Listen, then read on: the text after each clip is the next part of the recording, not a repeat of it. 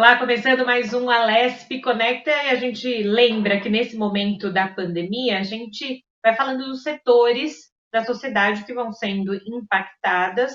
Uma das mais impactadas e que vai mudando semana a semana junto com a pandemia é o setor econômico e a gente vai falar hoje de um caso bem específico do que pode ajudar a economia nesse momento. A gente vai falar sobre a advocacy. E quem vai me ajudar a explicar o que é isso e como ela pode ajudar nesse momento de reabertura econômica aqui no estado de São Paulo é a Daniela Castro, advogada da Impacta Advocacy. Bem-vinda, Daniela, ao Alesp Conecta.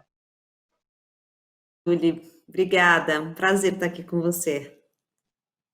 Pois é, Daniela, nesse momento em que a gente grava remoto, a gente quer trazer para as pessoas alguns novos conceitos dentro desse mundo econômico também e o que facilita, né? Eu disse uma palavra que muita gente deve ter olhado para a gente agora e feito, o que é isso? Então a gente começa desse princípio, né, minha doutora? O que é a advocacy e como ela pode ser usada nesse momento? A gente vai falar de reabertura econômica, então nesse momento da sociedade que a gente está vivendo. Bom, a advocacy toda aquela ação que a gente quer fazer uma mudança, né, social, econômica, política, comportamental, nós usamos esse termo que é uma influência da sociedade nos rumos de um país, de uma cidade, de um estado, né? Então, é uma ação que a sociedade faz, nós fazemos por um bem mais coletivo. Então, se a gente falar hoje em termos de pandemia, né, quando a gente fala influenciar, retomada, né, ou pensar como a sociedade lida com problemas coletivos, isso vem muito à tona. Nós estamos lidando com um problema que afetou todo mundo, né, não tem uma ação simplesmente individual que vá resolver isso, né, mostrou que a gente depende de um sistema de saúde que funcione, por mais que nem todos usemos um sistema público, né, ele funcionar bem impacta, né, em toda a sociedade.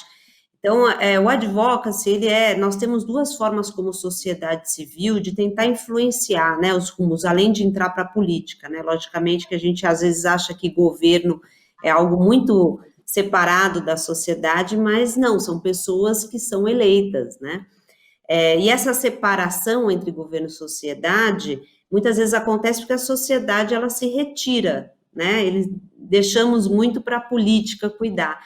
Mas nos países que se desenvolveram, a atuação da sociedade civil foi fundamental. Então, seja fiscalizando, seja ajudando. E nesse sentido, para tentar conceituar melhor o que é advocacy, nós temos duas formas da sociedade civil participar, não, além do voto, por exemplo. Ela pode fazer uma ação direta, então nós doamos para caridade, para organizações que atuam com pessoas, né, mais vulneráveis, são ações mais humanitárias, assistenciais. E a outra forma da gente atuar é em causas, né, ou doando para organizações que fazem advocacy, que aí o advocacy atua em causas, né, ou atuando diretamente. Então, o advocacy é uma estratégia quando a gente quer influenciar mudanças políticas, sistêmicas ou comportamentais de uma sociedade. E é bem utilizado esse sistema hoje em dia para as pessoas que não. Eu estou dizendo porque justamente o Alesp Conecta, até para a senhora saber, a gente quer mostrar novos conceitos e novos modos também de se pensar. E às vezes as pessoas não estão acostumadas com esse termo e querem entender. É novo, é recente isso? As pessoas já usam direito? Como é que é isso? Na verdade, a gente sempre usou, né? Ou seja, se nós pegarmos os grandes movimentos civis, né? O fim da segregação racial nos Estados Unidos, né? Você tem a ação do apartheid, movimentos civis de diferentes temas, o próprio movimento da mulher, né? O direito ao voto, são ações que, isso muito conceitualmente lá fora, são chamadas de advocacy, né? Nós aqui no Brasil não temos outro conceito, né? Muitos falam sobre, nós já fazemos, né? A lei da ficha limpa, movimento abolicionista e tantas outras conquistas também foram frutos de atividades e ações de advocacy, né? Algumas traduções a gente pode usar como incidência política, tentar influenciar politicamente, é que às vezes não é só na esfera política, muitas vezes você quer mudar um comportamento, então o cigarro faz mal, né? Hoje o cigarro ele tem uma legislação com restrição, mas no começo foi um relatório que surgiu dizendo que o cigarro faz mal. Então, isso gerou um movimento para mostrar para a sociedade que fazia mal e mudar o comportamento dela de fumar.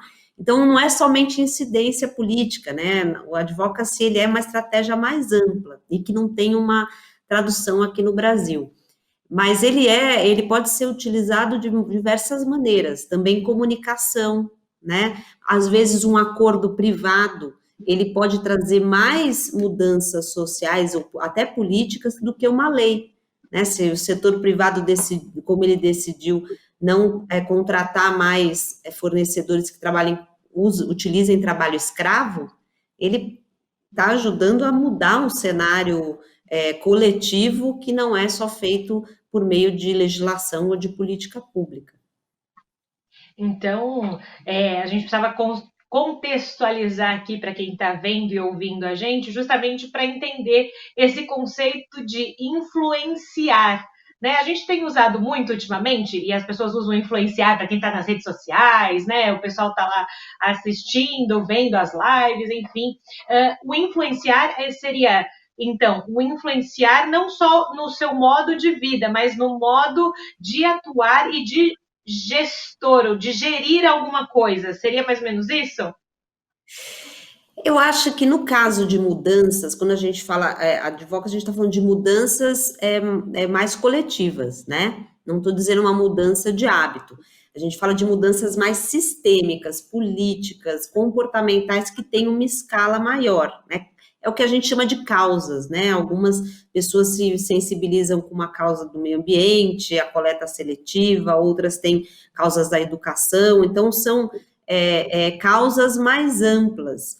Então, quando a gente fala de tentar mudar isso, a gente está falando de uma mudança que está fora da nossa esfera, né? É lógico que nós podemos mudar hábitos e esses hábitos causam impacto, com certeza, né? Isso acho que é a primeira coisa, você tem que ser a mudança que você quer ver no mundo.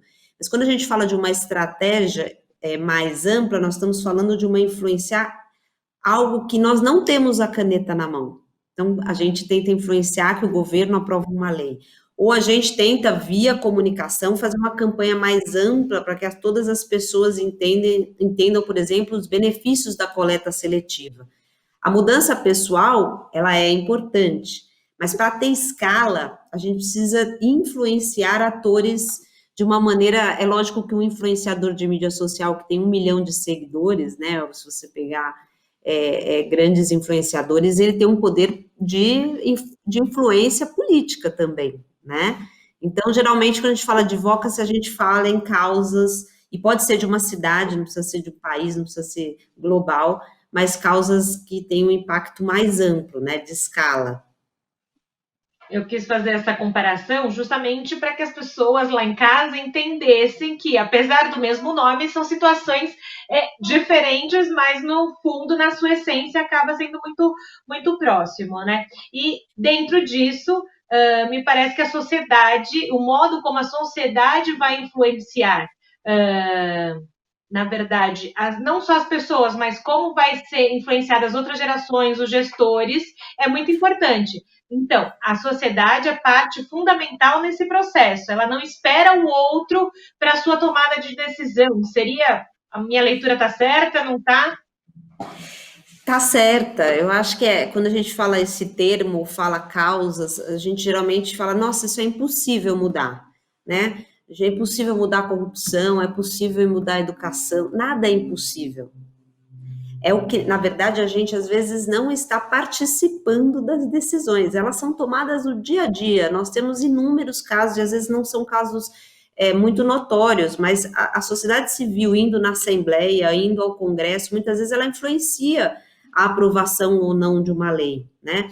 Então, até para explicar para as pessoas, realmente não precisa, todo mundo pode fazer advocacy, todo mundo pode advogar por uma causa.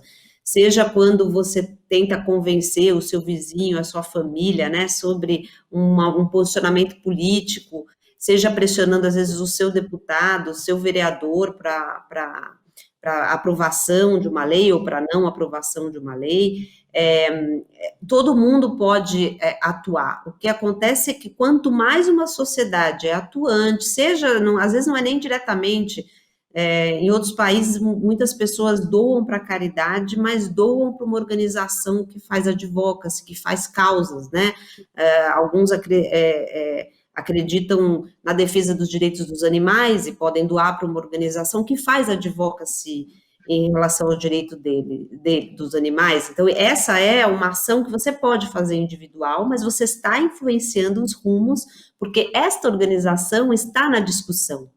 O importante é que as decisões, as políticas, elas vão ser tomadas com ou sem a nossa participação, né? Então, se a sociedade não acompanha, essas decisões ficam mais distantes. Eu acho que essa é a crise que nós vivemos das democracias atuais, né? Da gente estar longe da tomada de decisão e porque a sociedade também ela acha tão impossível, ela acha que não vai adiantar e que ela se afasta. E na verdade as grandes mudanças aconteceram quando ela se juntou, né? E tentou influenciar.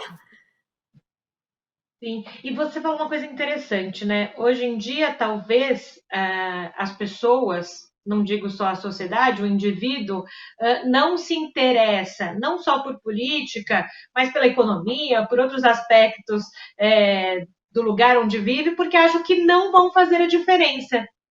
E é justamente o que a gente está falando o contrário aqui, que se pode fazer a diferença, talvez começando ali onde você mora, depois influenciando e tentando mudar o município, depois o estado.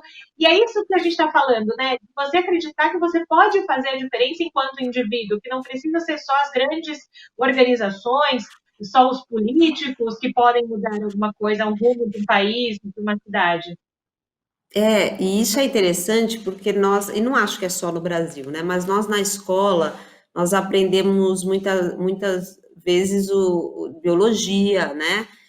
Como funcionam as células, nós aprendemos matemática, né? Português, mas nós não aprendemos o que um vereador faz, né? O que o Congresso Nacional faz, né? E são decisões que são tomadas coletivamente que afetam todo mundo, né? Todo mundo paga imposto, todo mundo, né, com esses impostos, nós damos para o Estado administrar, e ele nos devolve com serviços, com regras mais justas. Então, as regras, elas são de um país, se ele é desigual, mais desigual, menos desigual, são tomadas, né, pelos governos, então, que são pagos com os nossos impostos. Então, são realmente ações coletivas, né, que influenciam todo mundo. Então, a gente nem sabe sobre política, né, e acha que política é algo tão fora do nosso dia a dia, que então isso já é mais difícil se engajar, né, fica assim aquele assunto mais chato, né, as pessoas acham que a política é chata, mas ao mesmo tempo, numa pandemia, como nós estamos vendo hoje,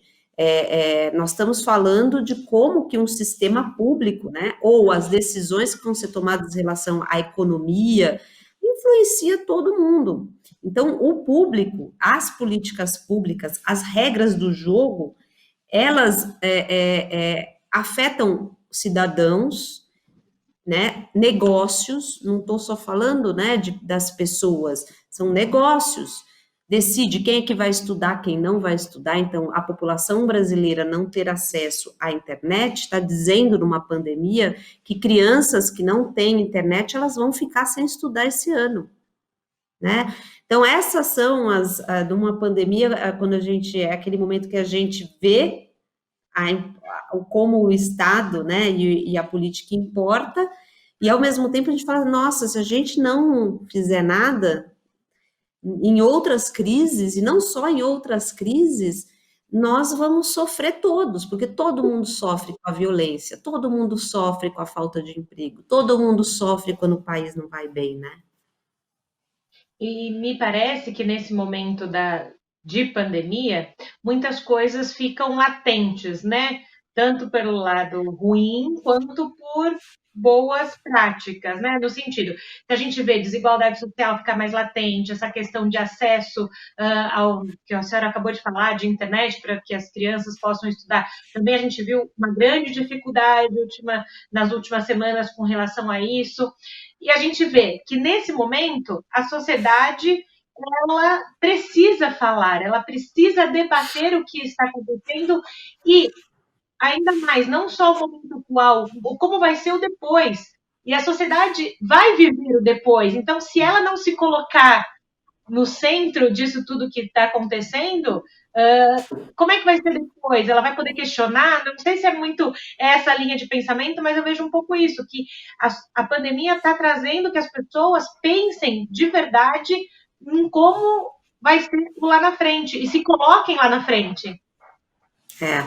Então, toda a ação, né, ela tem uma consequência, a omissão também, né? Se nós não fazemos nada em relação ao assunto, nós estamos deixando as coisas não acontecerem, né? Então, essa é uma consequência negativa da nossa falta de participação, porque realmente são problemas que são que nós estamos hoje o que está acontecendo, como você falou, da desigualdade, ela sempre esteve aí, né? Ela fica mesmo mais latente.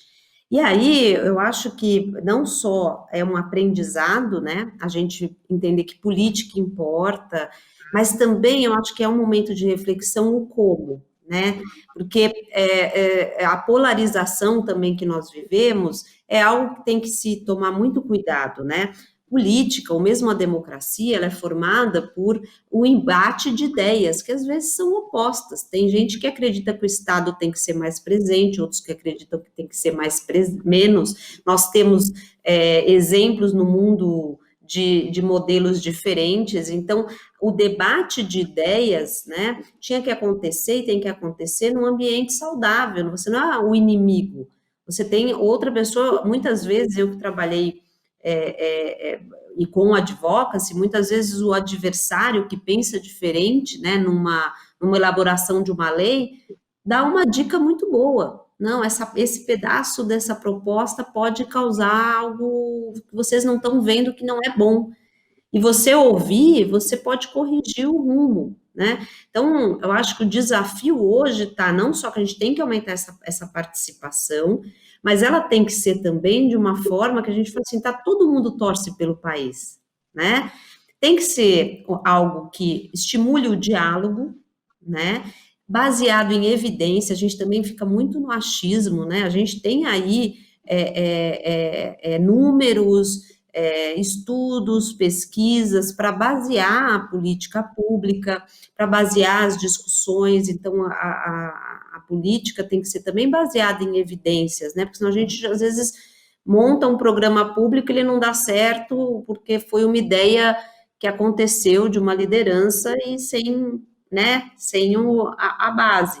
Então, o como também importa. Então, nós estamos nesse momento em que precisamos atuar de uma forma mais unida e de diálogo, porque os desafios do Brasil não são fáceis, e agora, ainda que isso fica mais claro, podem até ser piores, né?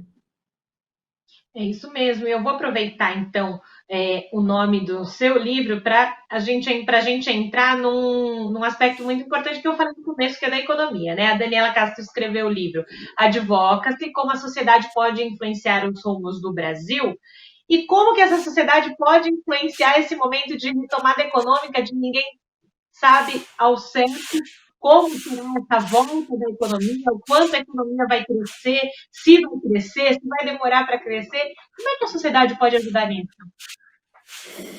Olha, eu acho que a primeira coisa são o que reflete uma sociedade também são os valores dela, né?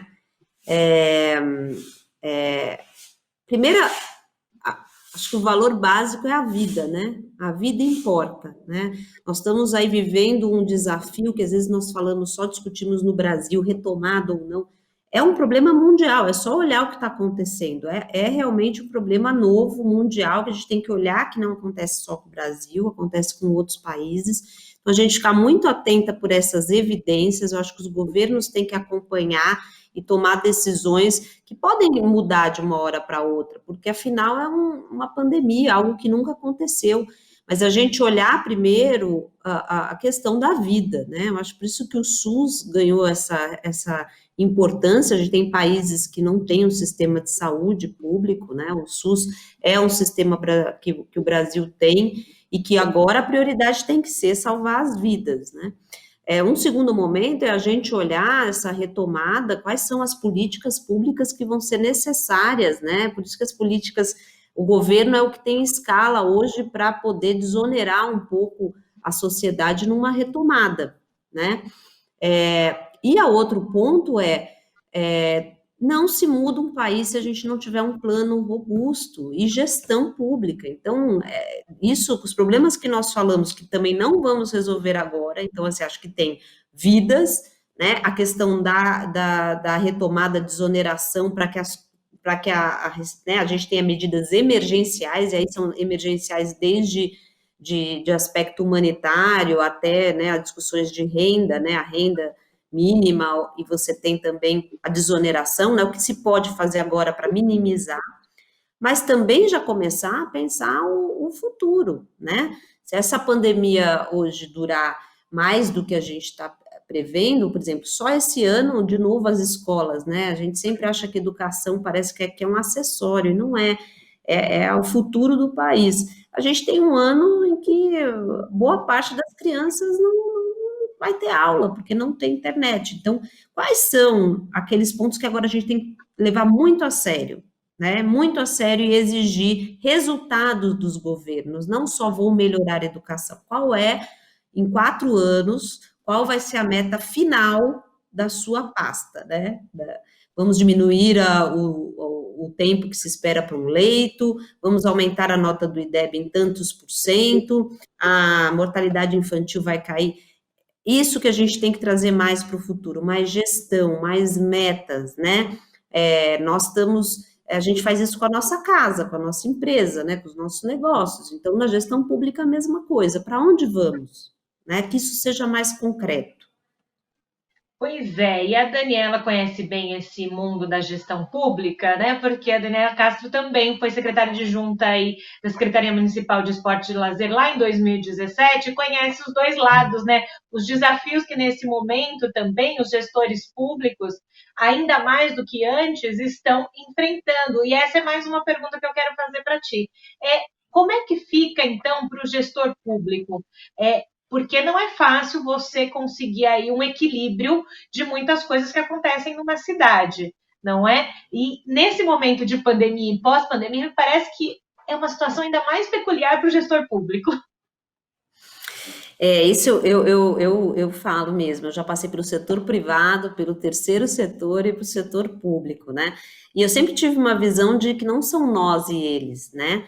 Trabalhando no setor público, você vê muitas pessoas comprometidas, né? Você tem ali pessoas que se dedicam, né, a pensar em políticas e realmente você tem um desafio que muitas vezes nenhum negócio tem, né? E nenhuma economia doméstica tem. Você tem escala, né? Você está falando de orçamento de milhões. Se você falar de São Paulo, você tem aí, né, uma população do tamanho de um país. Então, os desafios, eles são grandes, né? É muita responsabilidade. Muitas vezes a população, ou mesmo o próprio terceiro setor, olha o governo com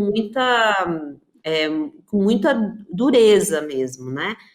Não sem razão, mas é importante a gente entender que tem muita gente boa querendo fazer, né? Você pode fazer muita coisa se você investir mais em planejamento e gestão por resultado, sabe? Eu acho que nós temos realmente um desafio no setor público hoje, que não é parte do corpo técnico. Muitas vezes o corpo técnico está lá e ele fica, por exemplo, à mercê de mudanças políticas, por exemplo, né? descontinuidade. Então, o desafio da gestão, eu acredito muito na gestão pública, conheço e muitas pessoas valiosíssimas, né, estão tocando esse Brasil, elas deveriam ser mais valorizadas. Eu acho que é isso, como a gente não tem esse resultado, tem muitas vezes usos políticos, né, falta de gestão por metas e toda essa fragilidade da gestão pública, isso acaba baixando a reputação dos governos, né? E muitas vezes quem está lá tentando fazer fica extremamente abalado, porque a população não acredita, né? Então, mas o desafio é a gente tem que resgatar a valorização da política e do que é público, para a gente também começar a fazer com que mais boas pessoas estejam na gestão pública e que ela seja mensurável, né? Tem que ter um resultado. Qual é o resultado de um secretário? Qual é o resultado de um prefeito, de um governador, de um presidente, em termos finais, né? A gente não pode sair um país de um número para uma queda e ficar por isso mesmo. Ah, não, nós aumentamos, eu estou exemplificando, aumentamos a mortalidade infantil no Brasil, coisa que nós diminuímos muito. Alguma coisa deu errado, né? Então, a gente tem que acompanhar números, né? Acho que esse também, a gente faz isso na nossa casa, né? Quando foi o nosso filho tirou, qual é a nota? A gente faz, e também as empresas trabalham por meta, né? Trabalham por ver resultados.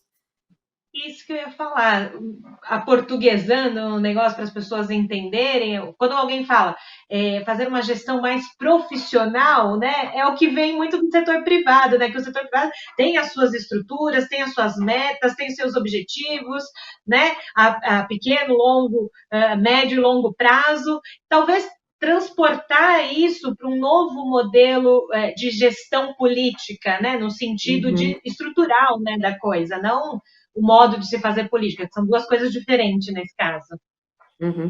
E muitas vezes fala assim, não, mas é simplesmente o setor privado, né, assumir aí a gestão pública. Eu falo assim, na verdade, são bem diferentes muitas coisas, né? Quando a gente fala de administrar a área pública, é diferente de muitas vezes de uma empresa privada. Tem realmente legislação específica, você tem ciência específica de políticas públicas, você tem que falar de escala, você tem que olhar a desigualdade, você tem uma série de pontos que são diferentes. Então, não é simplesmente quando hoje você fala da melhoria da gestão pública, às vezes tem muito preconceito, né? É trazer um tema do setor privado para a esfera pública. Não é, são diferentes, tem uma ciência diferente por trás, mas as linhas têm que ser a mesma, que seja para o que eu falei, economia doméstica, economia privada, economia pública, né? A gestão pública. Você tem que trabalhar com um plano, sem você fazer planejamento, sem você ter continuidade, você está comprometido no resultado, seja o resultado que você tem em fabricar um sabonete, seja o resultado que você tem que tem ainda impacto maior, a responsabilidade do setor público é ainda maior, que é você trazer, e são geralmente de longo prazo, complexos, de você trazer entregar um bom serviço público, né? Fazer um atendimento de qualidade, zelar, né, pela igualdade, né, pela menos desigualdade das pessoas, estimular a economia, são tarefas muito, muito grandes, então demandam também uma gestão que se faça jus, e a gestão pública, eu digo, as regras, né, elas estão muito soltas, né, então isso que eu acho que nesse sentido tinha que ser mais próxima do setor privado, sim. E aí eu vou falar agora para a doutora Daniela Castro que o nosso tempo desse Alessio Conecta de hoje acabou. Mas eu já quero pegar um segundo gancho da diferença de gerir, de gestão pública e de administração, né? Que me parece ser duas coisas diferentes. E já vou convidar a senhora no ar aqui mesmo para uma próxima. Não, eu fiquei muito feliz para a conversa, né? Acho que é algo que me encanta, né? É, me encanta a gestão pública, acho que acho que tem aí realmente um desafio que é o que você falou da gestão, né? Isso aí é algo constante, né? E a gente fala você não pode gerir algo que você não mede, né? Então, acho que a gente tem que começar a medir.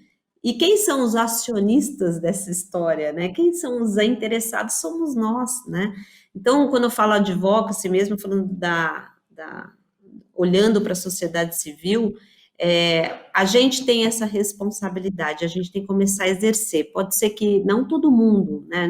Não existe um país que todo mundo participa politicamente, mas 10, 15% da população, ela tem que se engajar mais em causas, né? Ou financiando organizações de advocacy, ou olhando diretamente, pressionando os seus tomadores de decisão, né? Seus vereadores e deputados e governantes, ou realmente por mídias sociais, mas enfim, acho que é algo que ou a gente faz ou a gente vai vendo consequências por ter abandonado, né, o país sem participar dos rumos que ele pode tomar. Mas agradeço demais o convite, é um prazer falar sobre esse assunto, né? É algo que me encanta e acho que é muito necessário nesse momento, porque eu sempre acho que a gente tem que pensar o futuro, né? E buscar luz no fim do túnel. E sempre tem luz no fim do túnel. É isso mesmo. Então, já fica o convite para um próximo Alesp Conecta. A gente ouviu hoje a doutora Daniela Castro, da Impacta Advocacy. Então, num próximo Alesp Conecta, a gente continua esse bate-papo. Você quer rever esse programa que acabou agora e toda a programação da Rede Alesp é fácil. Vai lá no nosso canal do YouTube, confira tudinho. Eu volto numa outra oportunidade. Tchau!